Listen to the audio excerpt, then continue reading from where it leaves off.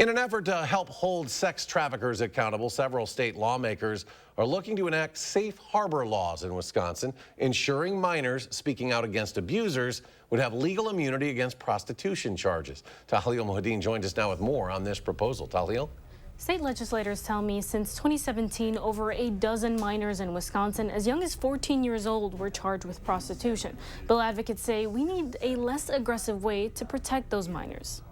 In a state where the legal age of consent is 18. Once money changes hand, suddenly that child can be arrested. Advocates for a bill making its way through Wisconsin's legislators say seeing minors charged with prostitution just doesn't make sense. Their trafficker will tell them, you can't talk about this to law enforcement because you'll get in big trouble. The bill's goal is to help combat underage sex trafficking by ensuring young victims would have legal immunity if they come forward and report their abusers.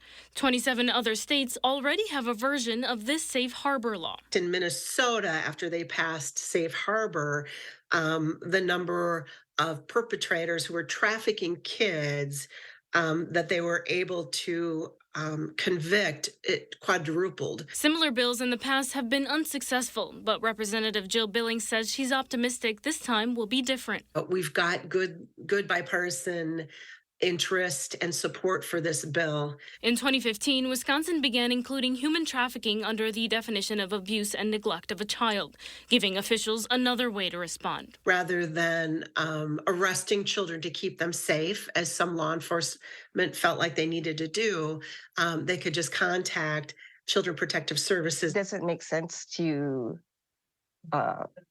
criminalize, their attempts to survive. Protection instead of punitive action could mean less trouble down the road. When a child's survival or their trauma response is criminalized, that is a conveyor belt into the adult criminal justice system.